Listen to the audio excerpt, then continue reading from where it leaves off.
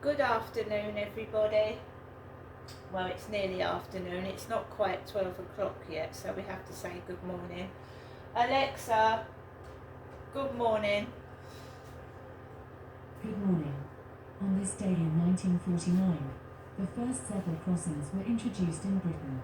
Rather than being called pedestrian crossings, they were named after zebras in the hope it'd be easier to remember and more likely to catch on. I think they were right. Alexa, what's the time, please?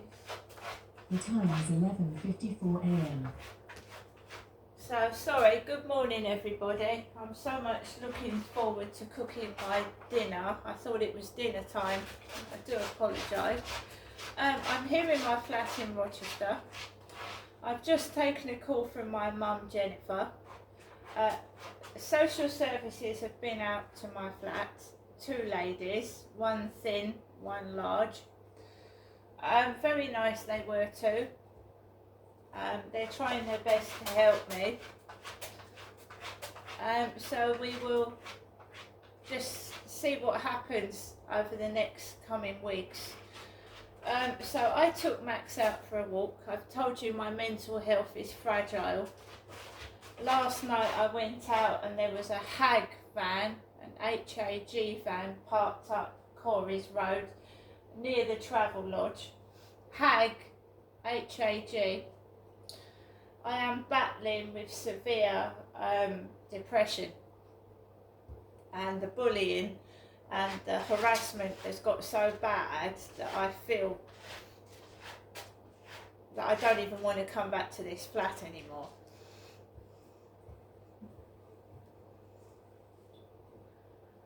So I took Max out for a walk.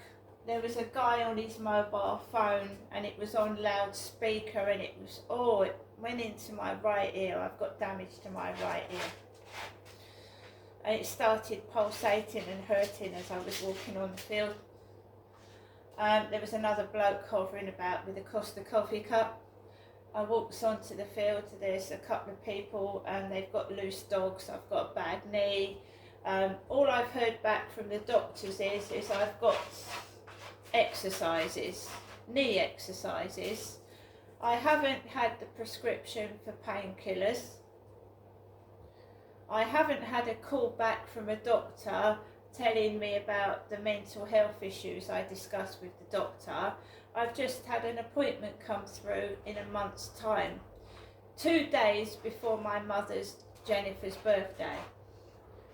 It's not my birthday in May, my birthday is in September. So here we go again, leaving me for a month, 2 days before my mother Jennifer's birthday. That's what they're doing. That's the doctor's surgery. So these two ladies came out to me. They came out early. I didn't realise it was social services. They were waiting outside the building when I came back from walking Max about 10:15, and I thought that's too early. Went back into my flat. They went away for a bit and then they persevered and came back and rang on the buzzer. And I went downstairs and let these two ladies in to this building. They went up in the lifts. I went up the stairs. And they came into the flat. They came inside my flat. So they've looked and seen how I'm living. I told them that my fridge is broken and that I've got no washing machine. I'm hand washing in the sink. I admitted that I needed help with tidying up because I feel so depressed living in this flat. I don't want to do anything. I tried to explain to them rationally. I didn't shout, I sat down and I spoke normally and explained to these ladies how I was feeling within myself. Right at that moment they were in this flat and I felt awful, depressed, isolated, fed up of being sent rude images via Facebook and having to keep reporting it. I told them everything that I could. And they looked at each other and they tried to discuss what they could do to help me. And they're going to get back to my son. They're going to because he's the one who made the referral. Right? My mother hasn't had a referral to social services. Jennifer hasn't, not yet. I've had a word with these ladies, and they've asked me to phone up social services and do a referral for my mother Jennifer, which I possibly will do. Yes, because I think she needs mental health support. So these ladies have discussed about replacing my fridge and freezer and getting someone to take it away, and the washing machine. They've discussed about getting me some help with, referring me to other places that can come in, have a look and see how they can help me clean up. Because it happens to us all. When we suffer from depression, all we want to do is lie in bed, or like myself, if you can't lie in bed, just sit down and wait for the noise to disperse. When the ladies was here, there was no noise at all. Before they'd come, there was banging on the wall like a football coming against my wall. So they must have gone out next door. The lady with the dash hound, the dog's not there, so there was no dogs barking. The cleaners at that point were not in the building, so there was no noise at all.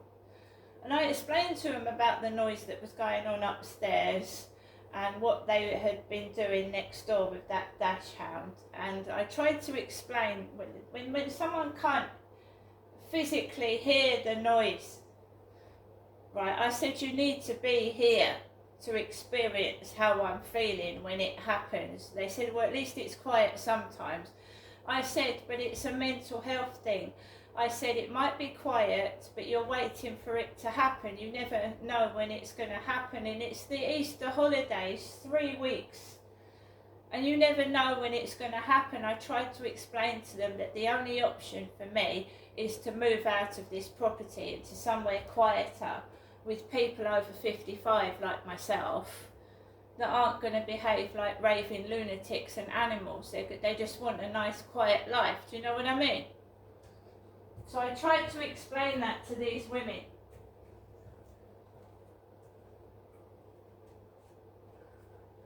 I also explained to them that I'm dealing with an elderly mother. My mother is 80 in May, who refuses help herself.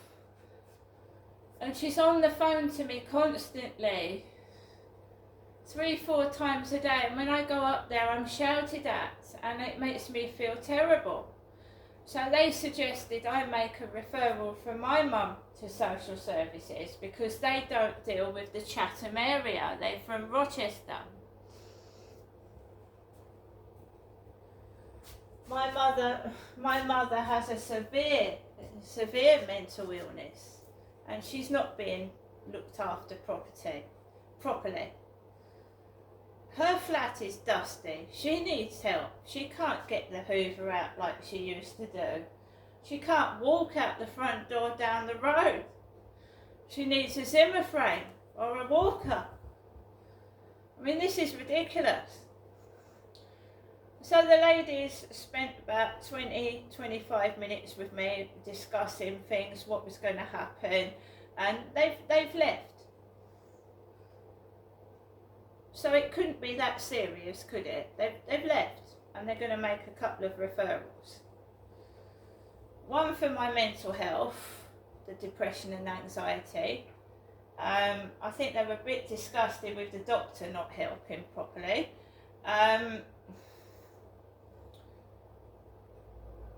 There's a referral for the cleaning. They're going to have a word with the council because I said this is ridiculous. I said it's not going to go away. With this guy upstairs making horrendous noise every weekend and the bullying, I said it's not going to go away. It's going to keep going on. And if I move into an older person's flat, there's going to be people my age and someone I can turn to for support if there's, something I need help with. And my mum called me yesterday and asked me to go up there yesterday, but it was too late because I'd come out the doctor's, I'd got a bit of shopping. Now she's called me just before the time that she would call me to go up there, not to ask me to go up there. The social workers saw the empty fridge. They did, they saw it. And she said to me, oh, look out for a letter in the post, there's not much in it. I said, well, the post doesn't come to Corey's Road until about 2 o'clock. She said, well, there's not very much in it. Well, that's fair enough. I'm not after money, I just wanted support in getting out of here.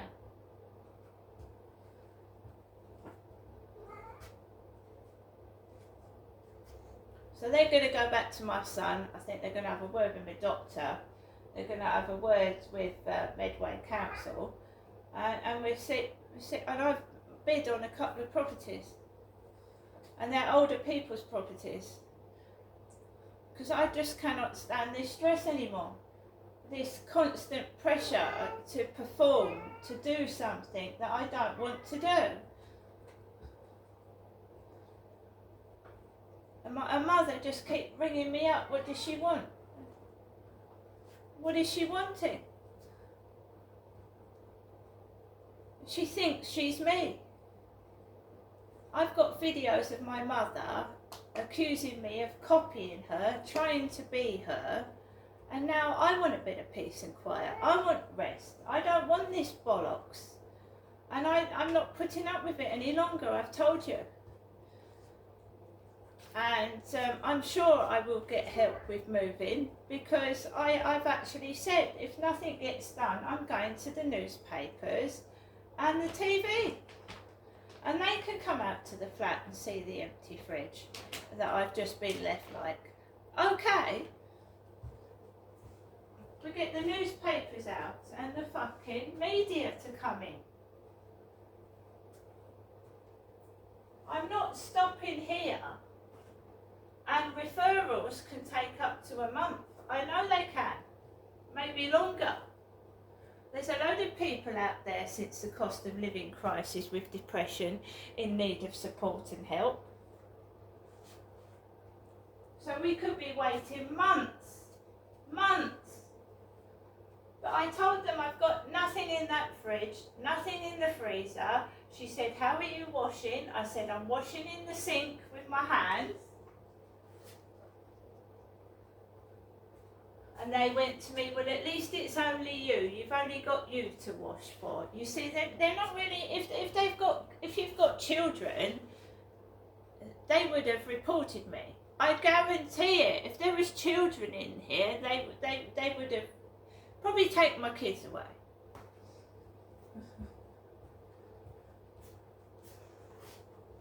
But because I'm on my own, no one gives a fuck.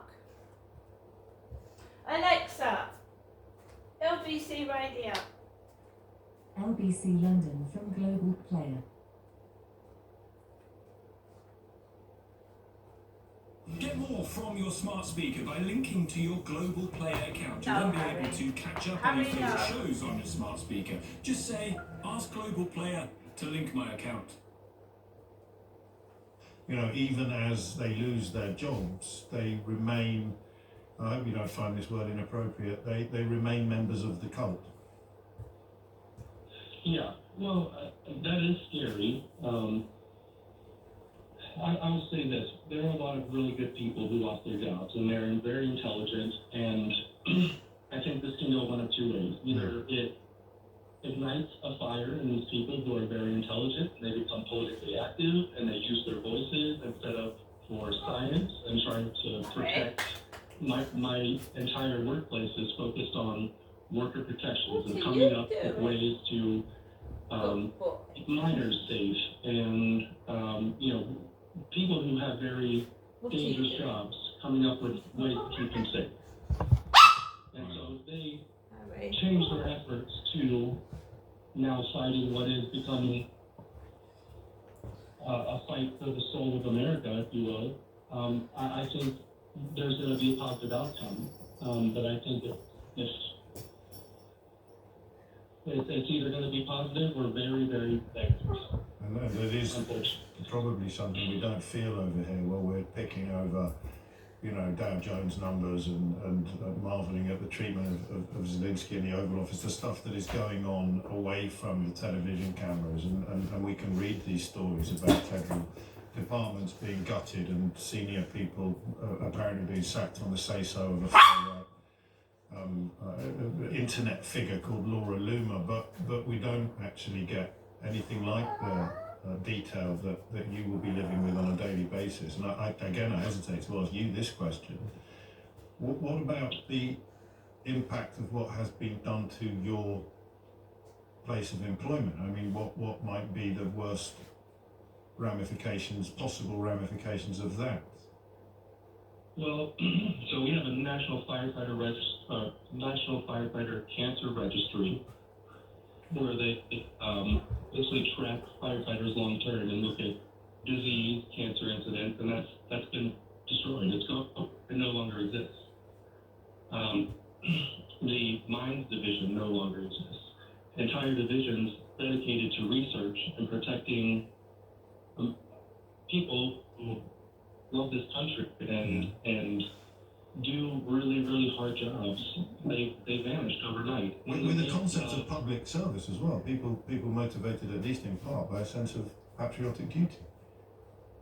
Absolutely, some of the most patriotic people that I have ever worked with, and I'm a veteran, were in this workplace. We're working here, and done in the name of efficiency and improving health, and it's a lie, it's a farce, it's a joke. What is the real rationale? So simply, I mean, we've seen attempts in this country to implement it, but thus far largely unsuccessful. The idea that any money, any dollars, any tax money that's spent on ordinary people is wasted, or is that too crass? Anything that's not spent on trying to generate more money is a waste of money? No, James, that's an absurd comment. The people who I meant the rationale is any money that is not, from the point of view of the Doge people, dollars that are not spent, the dollars that are not spent on trying to make more money are wasted dollars. Things like health and safety, things like cancer for firefighters. I think a huge percentage of firefighters die of cancer on both sides of the Atlantic. But if they can't see a profit in the money that's being spent, they don't see the point of spending the money, is what I meant. Right, you're exactly right. Government is not intended to be efficient. They're intended to address discrepancies that exist. And when you take care of people, Social Security, for example, keeps 2/3 of the elderly out of poverty. Yeah. And when you attack those programs, a lot of people are going to be in really bad position. And it's only just getting started. It's just getting started. Are you scared? I'm terrified. I have 2 little kids. You know, I don't know what their future is going to hold. I'm lucky that I have options and